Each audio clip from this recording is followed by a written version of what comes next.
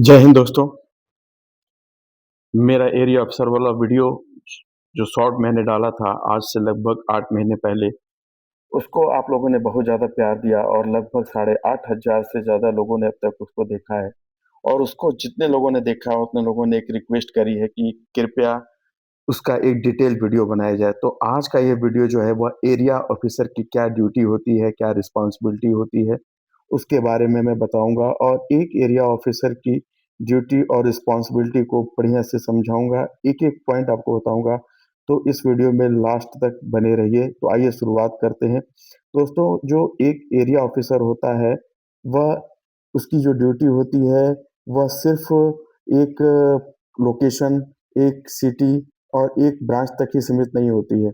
जो area officer होता है, अगर बात करूँ तो what is an area officer duty and responsibility, तो उसका उत्तर ये होगा कि a area officer is a responsible for managing the security operation in multiple sites और ए डेजिग्नेटेड एरिया। इसका मतलब यह है कि एक एरिया ऑफिसर सिर्फ़ एक लोकेशन या एक साइट तक ही सीमित नहीं होता है, बल्कि उसको बहुत सारी मल्टीपल साइट्स देखनी होती है, बहुत सारी जो डिफेंस इंडस्ट्री है वह देखनी होती है और उसकी ड्यूटीज़ और रोल और रिस्पॉन्सिबिलिटी क्या होती है, इसके बारे में हम जानेंगे। तो सबसे पहले हम जानेंगे कि जो एरिया ऑफिसर की पहली रिस्पॉन्सिबिलिटी होती है, वह होती है डेली विजिट। एक एरिया ऑफिसर अपने साइट पे जब जाता है, तो वह डेली विजिट करता है और विजिट के दौरान वह गार्ड के टर्न आउट को चेक करता है, उनके अटेंडेंस को चेक करता है, उनकी ग्रूमिंग को चेक करता है, उनकी अलर्टनेस को चेक करता है और साथ ही साथ जो इक्विपमेंट की कंडीशन होते हैं, उसको भी चेक करता है। उसके अलावा मैं जब भी साइट पे जाता हूँ, तो मैं ब्रीफिंग के और जो अटेंडेंस रजिस्टर है, उसको ज़रूर चेक करता हूँ। जो दूसरा रोल और रिस्पॉन्सिबिलिटी होती है एक एरिया ऑफिसर की, वह यह होती है कि उसको क्लाइंट कोऑर्डिनेशन करना होता है और एक एरिया ऑफिसर को क्लाइंट कोऑर्डिनेशन करने के लिए जो ज़रूरी स्किल होती है, वह यह होती है कि वह जो क्लाइंट के कंप्लेन है, उसको सुने, इश्यूज़ जो होते हैं उसको रिज़ॉल्व करे, अटेंड मीटिंग करे, रेगुलर विज़िट करे और साथ ही साथ सबमिट रिपोर्ट ज़रूर वह पेश करे। इसके अलावा अगर देखा जाए तो एक एरिया ऑफिसर की तीसरी सबसे बड़ी जो रिस्पॉन्सिबिलिटी होती है, वह होती है मैन पावर मैनेजमेंट की। अगर हम मैन पावर मैनेजमेंट की बात करें तो शॉर्टेज ऑफ मैन पावर उसको देखना होता है।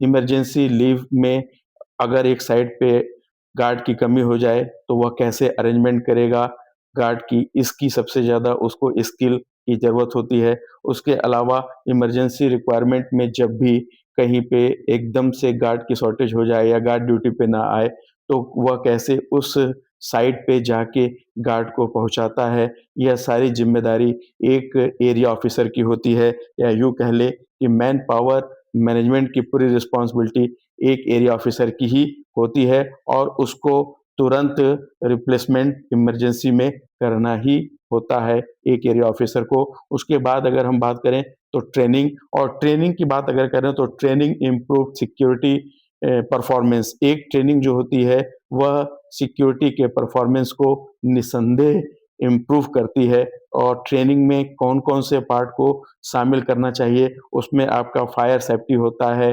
उसके साथ ही साथ हज़ार्डस की ट्रेनिंग आप दीजिए, आइडेंटिफिकेशन कैसे करें हज़ार्डस को, असेसमेंट रिस्क असेसमेंट कैसे करें, इंसिडेंट रिपोर्टिंग कैसे करना है, साथ ही साथ इमरजेंसी रिस्पॉन्स और बिहेवियर की ट्रेनिंग ज़रूर देनी चाहिए। साथ ही साथ जो सबसे इम्पोर्टेंट होता है, वह यह होता है कि एक एरिया ऑफिसर को अपनी जितनी जितनी भी साइटें हैं, उस साइट पे जाके वह ड्रिल ज़रूर कराए और यह ज़रूर सुनिश्चित करे कि वह अपने गार्ड को ड्रिल करा रहा है या नहीं करा रहा है या उसके सारे गार्ड ड्रिल जानते हैं या नहीं जानते हैं। आज एक मैं आपको ताज़ा एग्ज़ाम्पल देता हूँ।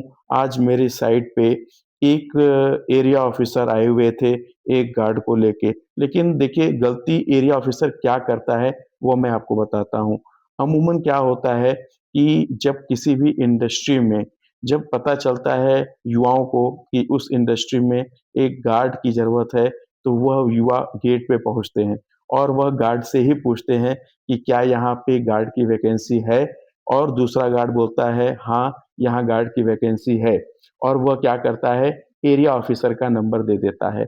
अब वह एरिया ऑफ़िसर उस गार्ड से कहता है, ठीक है, मैं उस इंडस्ट्री में विज़िट पे आऊँगा, मैं आज 2 तारीख है, मैं 4 तारीख को विज़िट पे आऊँगा, आप मेरे से 4 तारीख को वहीं पे मिलिए। अब उसको बुला तो लेता है, लेकिन जब वो 4 तारीख को पहुँचता है और बढ़िया से उस गार्ड को ब्रीफ़ नहीं कर पाता है कि उसको कैसे क्लाइंट के पास जाके बात करनी है और कैसे उसको इंटरव्यू देना है। तो उस केस में क्या होता है कि जब वह इंटरव्यू देने जाता है और वह ट्रेंड तो होता नहीं है, तो जब वह इंटरव्यू देने के टाइम पे जो एक डेकोरम मेंटेन करना चाहिए कि कैसे उसको इंटरव्यूअर जब उससे क्वेश्चन पूछ रहा है, तो उसको कैसे उसका जवाब देना है, उसको कैसे हिल सैल्यूट करना है, कैसे उसको सैल्यूट करना है, किन-किन सवालों का जवाब देना है, यह एरिया ऑफ़िसर नहीं कर पाता या यूँ कह लीजिए कि वो तैयार नहीं रहता है। ये एक जो मैं फ़ील्ड की बात बता रहा हूँ, यही अक्सर होता है क्योंकि जो गार्ड आते हैं, वह गार्ड टू गार्ड आते हैं। तो मैं सभी एरिया ऑफ़िसर को अपने चैनल के माध्यम से यह ज़रूर सुझाव देना चाहूँगा कि अगर आप किसी भी गार्ड को क्लाइंट साइट पे इंटरव्यू देने ले जा रहे हैं, तो सबसे पहले आप उसकी स्क्रूटनी ज़रूर करिए, आप उसका इंटरव्यू ज़रूर लीजिए, आप उसको डेकोरम ज़रूर बताइए ताकि वह जब क्लाइंट साइट पे जाए, तो कम से कम उसको सारी चीज़ें पता हो और आपको वहाँ एम्बैरेस ना होना पड़े। तो इसके लिए आपको यह ज़रूर करना होगा, इसीलिए हम बोलते हैं कि ट्रेनिंग इम्प्रूव सिक्योरिटी परफॉर्मेंस। उसके बाद जो एक एरिया ऑफ़िसर की जो सबसे बड़ी रिस्पॉन्सिबिलिटी होती है, वह डॉक्यूमेंटेशन की होती है और डॉक्यूमेंटेशन साइट पे असाइनमेंट मैनेजर या सिक्योरिटी ऑफ़िसर करता ज़रूर है, लेकिन कहीं न कहीं उस डॉक्यूमेंटेशन को चेक करना, बनाना एक एरिया ऑफ़िसर की ही ज़िम्मेदारी होती है, जिसमें डेली रिपोर्ट चेक करना होता है, इंसिडेंट रिपोर्ट को चेक करना होता है, अटेंडेंस को चेक करना होता है, गेट पास चेक करिए, विज़िटर रजिस्टर चेक करिए, पेट्रोल रजिस्टर चेकिंग करिए और उसमें अगर कुछ कमी हो तो उनको बताइए और साथ ही साथ उनको कुछ रिवार्ड दीजिए, जो गुड डॉक्यूमेंट प्रैक्टिसेस करते हैं, जो एक भी सिंगल कट या ओवरराइटिंग नहीं होती है, तो उसमें आप अपने सिक्योरिटी पर्सनल को रिवार्ड भी दीजिए। उसके बाद जो छठी सबसे बड़ी रिस्पॉन्सिबिलिटी होती है एक एरिया ऑफिसर की, वो होती है सिक्योरिटी ऑडिट की। देखिए दोस्तों, अगर बात करें ना, तो ये security audit identifies the weakness, लेकिन उसका मतलब यह नहीं है कि उसका पर्पस ऑडिट का सिर्फ गलती पकड़ना होता है, बल्कि उसका पर्पस होता है हमेशा इम्प्रूवमेंट का। और उसके बाद जो सातवीं सबसे बड़ी जो ड्यूटी होती है एक एरिया ऑफिसर की, वह इमरजेंसी हैंडलिंग की होती है, चाहे वो फायर केस हो, थेफ्ट केस हो, मटेरियल इमरजेंसी केस हो, प्रोटेस्ट हो या आपका पावर फेल्योर हो, तो यह सारी चीज़ें भी उसको करनी होती है। उसके साथ ही साथ उसकी एक स्किल की रिक्वायरमेंट होती है, कम्युनिकेशन स्किल उसकी अच्छी होनी चाहिए, लीडरशिप क्वालिटी होनी चाहिए, प्रॉब्लम सॉल्विंग होना चाहिए, इंसिडेंट राइटिंग आनी चाहिए, क्लाइंट हैंडलिंग ज़रूर आनी चाहिए और डिसिप्लिन जो सबसे ज़्यादा ज़रूरी है। इन सब के अलावा जो एक पोर्शन होता है कि एक एरिया ऑफिसर की सैलरी एक्सपेक्टेशन क्या होती है या यूँ कह लीजिए कि उसकी सैलरी कितनी होती है, तो उसका पार्ट मैं बात करूँ अगर, तो वो आपके एक्सपीरियंस के ऊपर डिपेंड करता है, कंपनी के ऊपर डिपेंड करता है, लोकेशन के ऊपर डिपेंड करता है और इंडस्ट्री के ऊपर डिपेंड करता है कि आप कहाँ जा रहे हैं। एक और जो एक इंटरव्यू क्वेश्चन होता है, अगर आप एरिया ऑफिसर का इंटरव्यू देने जाते हैं, तो वहाँ एक सिंपल क्वेश्चन पूछा जाता है कि what is the biggest responsibility of an an area officer. वहाँ पे आपको ये बताना होता है the biggest responsibility is the ensure smooth security operation across all the sites and satisfaction of client, discipline, coordination and effective manpower solution. यह आपको बताना होता है। साथ ही साथ मैं आपको 5 मिस्टेक ऐसे बताऊँगा जो आप एज़ ए एरिया ऑफ़िसर कभी भी अपने टेन्योर में ना करें। इससे आपका जो करियर है वो बाधित हो सकता है और आप एरिया ऑफ़िसर से ऑपरेशन मैनेजर से ब्रांच मैनेजर से एवीपी और आरवीपी का जो आपका एक सपना होता है, एक सफ़र होता है, उसको कहीं न कहीं आप चूक जाते हैं। उसमें जो 5 मिस्टेक होता है, उसमें जो पहला मिस्टेक की अगर हम बात करें, तो वह होता है पुअर क्लाइंट कोऑर्डिनेशन।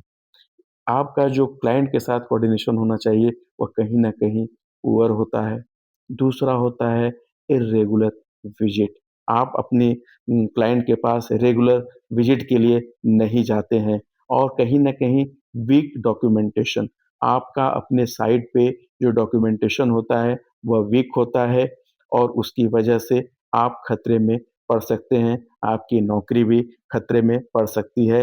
प्लस आपका जो चौथा होता है ना, वो डिले रिस्पॉन्स इन इमरजेंसी। अगर आप इमरजेंसी में डिले रिस्पॉन्स करेंगे, तो कहीं न कहीं ये आपका सबसे बड़ा मिस्टेक होगा और इग्नोरिंग ट्रेनिंग द गार्ड। अगर आप ट्रेनिंग को इग्नोर करेंगे गार्ड्स की, तो कहीं न कहीं ये जो 5 मिस्टेक है, यह आपके करियर में बहुत बड़ा बहुत बड़ा जो है ना, हम अगर बात करें तो हर्डल हो सकता है, आपके करियर में घातक साबित हो सकता है।